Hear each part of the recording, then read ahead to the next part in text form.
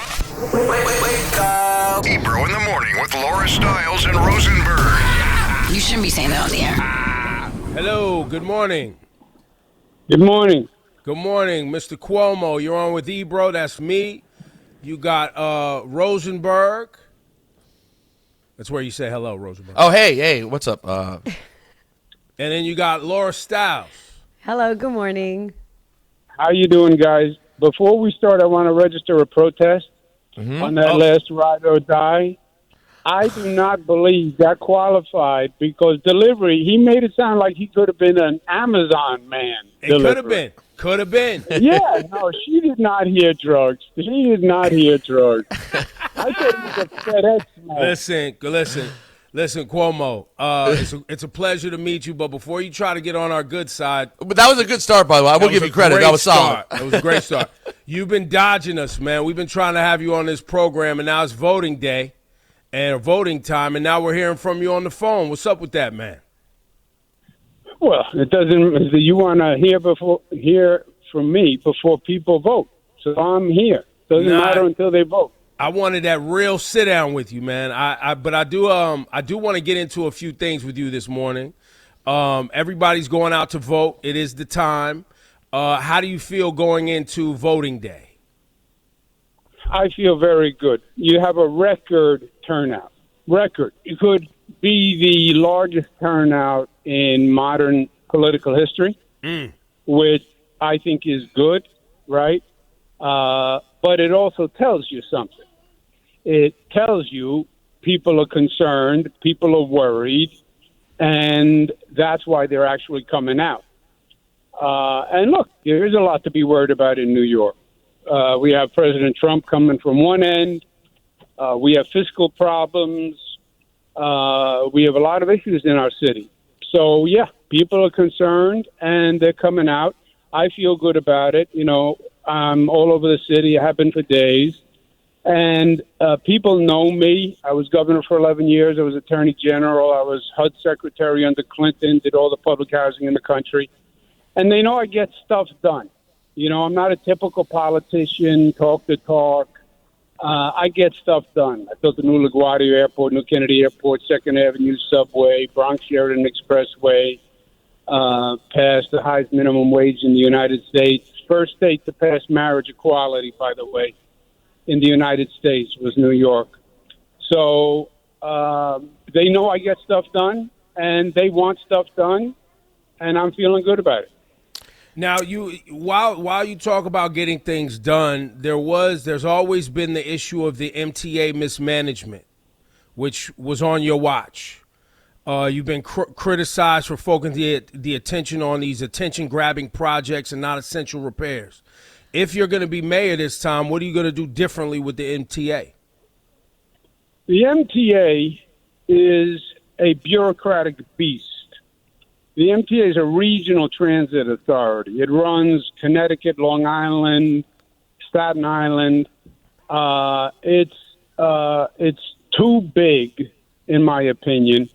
What I want to do is I want to take the New York City transit system, NYCTA, the New York City Transit Authority. The city owns the subway cars, the subway tracks, the subway stations. The city owns that, okay? They lease it to the MTA. I want to change the lease where the city is responsible for safety, cleanliness, and capital construction. So we can manage the New York City subway system and let the MTA handle everything else. And you're sure that the state would split the budget with you that way to be able for you to execute that? It wouldn't even require more money. I would just say to them, give me the money that you're now spending and let me do it. And as you know, I was the governor, so I know it from the state side. Same money, but I will get it done. Look, go ahead. I was just going to say, we have limited time with you. I appreciate your insight on that. We got a couple of other points. But on the money issue, because a lot of people with your competitor, Zoran, a lot of people talk about how he's going to pay for the things that he wants to do. And he's been pretty clear that he wants to tax the richest folks, the billionaires, to find money. With some of your plans as far as affordable housing and some of your other plans, how do you plan to pay for it and not increase taxes? I don't believe we need to increase taxes. You have a $115 billion budget. When I took over the state, we had a $10 billion deficit. $10 billion. And I closed the deficit without cutting services and without raising taxes, because there is a lot of waste in that budget. There's a lot of fat. Every year they just put layer on top of layer.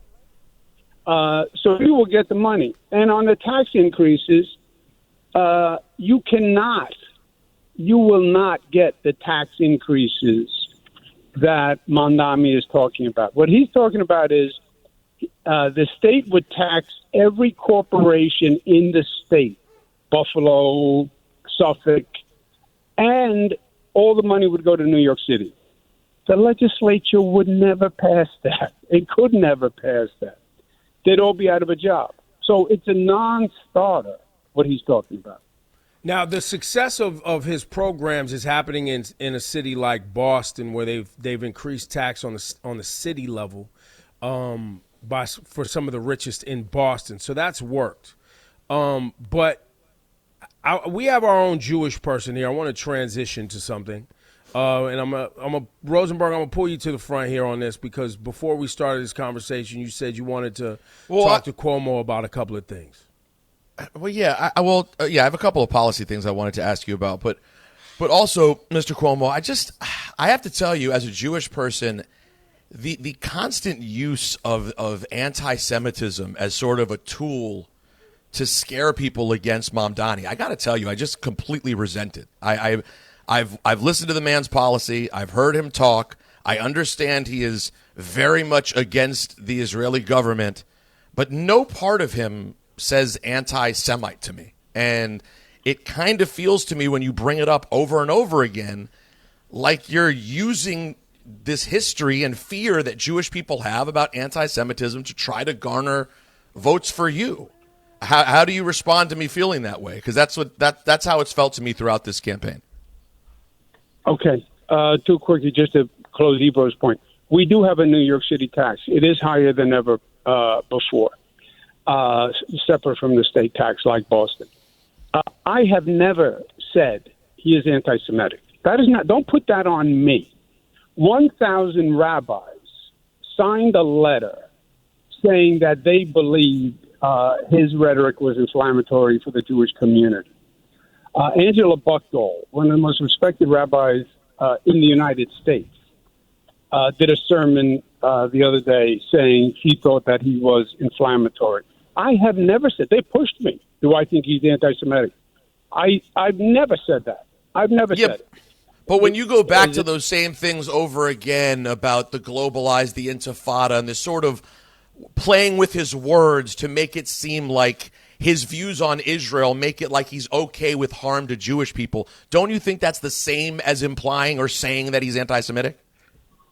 No, Mr. Rosenberg, the Jewish community is upset.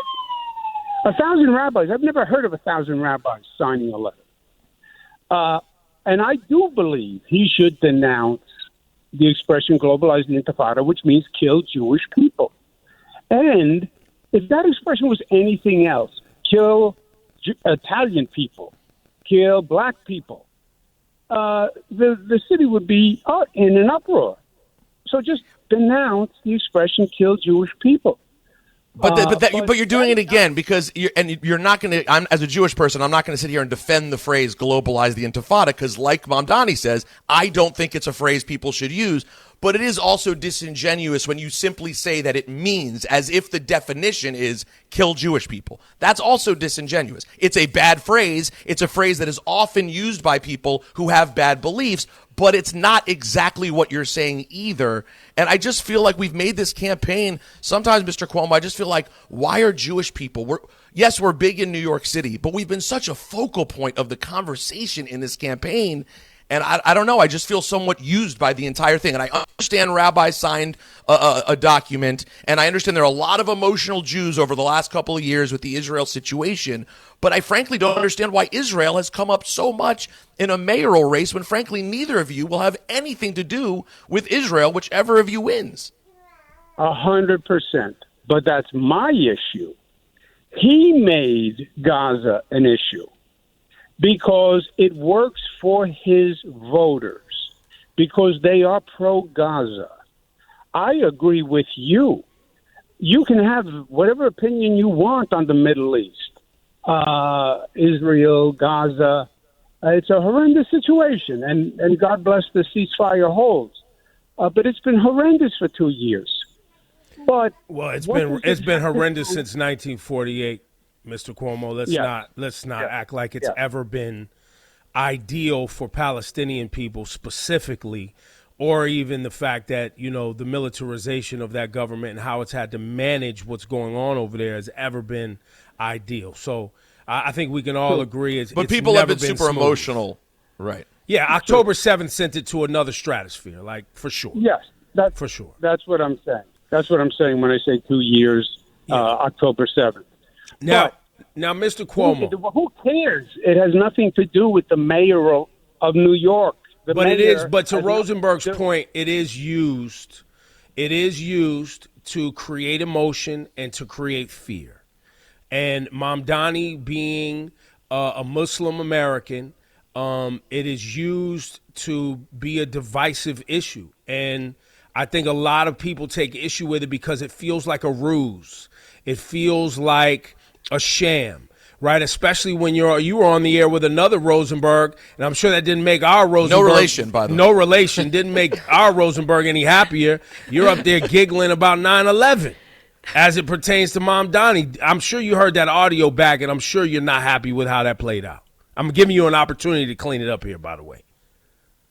Yes, I was on a radio show. The radio moderator made what he thought was a bad joke. It was a bad joke if it was a joke.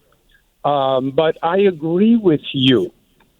The problem is his Gaza support, by definition, on such a controversial issue is going to generate a lot of controversy.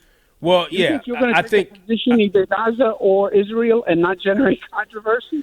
Well, so on this program, Mr. Cuomo, we've been talking about Gaza, Netanyahu, and Israel for 10 years. And we have made we have pulled no punches as it pertains to the bigotry and the hatred that has gone the direction of those people living in Gaza. We're not supporting Hamas, but we are very clear that with great power comes great responsibility.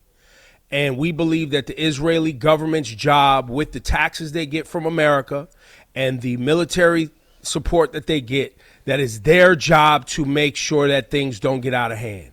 And that's even before we start having a conversation about the way the Palestinians are treated in the West Bank, which a lot of those settlers get full support from the Israeli military as they take homes from people. And so we have been very vocal about this before October 7th. And I think what you're seeing when you see a candidate like Mamdani having dialogue that people want to construe as support for Gaza and negative support towards Israelis is really disdain for the Israeli government and disdain for our government's ability to hold them accountable as they mistreat impoverished individuals on our tax dollars. That's what people are seeing and feeling. And to make it a question for you, Mr. Cuomo, just let you get this in. Mainly as a Jewish American, though, the main thing I care about beyond Israel, what defines Jewish New Yorkers to me, Mr. Cuomo, is progressive, inclusive politics. That's who Jewish New Yorkers always have been. And so how do you get those votes? The people out there like myself who really care about progress and doing the right thing, and we care about that more even than what's going on in the Middle East. What do you say to us? Yeah. Well, first, there's no one who's had more progressive accomplishments as governor than I have. I mean, highest minimum wage in the United States of America. They said I was crazy. Think about passing the first marriage equality law, changed the whole conversation on same-sex marriage. First free college for middle class. So I've always been there. And I respect what Ebro was saying on Gaza and Israel. You can have your own opinion, and both, everybody is right, and everybody can have their opinion. My issue is that doesn't justify mistreating Jewish New Yorkers. It doesn't justify anti-Semitism in New York. But who has done that? Who did but that? do you think Mamdani would do that? I don't think he would ever justify that. I wouldn't think. No, we have the highest level of anti-Semitic incidents in the United States. Yeah, but we also, but see, we also have the highest level of racial incidents in the United States, full stop, because there's 8 million people here. Like, that's like a stat that people throw out. There's 2 million Jews in New York City. Like, but we never had this level of anti-Semitism. And you don't want to defend anti-Semitic behavior in New York City. Of course not. Of course not. And it's definitely up. But let's not extrapolate it away from the damage done to mad people. What do you think the Latin population is dealing with right now with ICE on the streets? What do you think they're dealing with? Is anybody calculating that? That's right. But nobody's running stats on the Dominican Americans and the Jamaican Americans and the Haitian Americans that are getting ran down on by ICE and mistreated by ICE. And you know where that's coming from? Your boy was just on 60 Minutes, Cuomo, saying that you're his guy. No. First of all, Trump said you're his candidate. If he had to pick a bad Democrat or what did he say? Or a communist. Or a communist, he's picking you.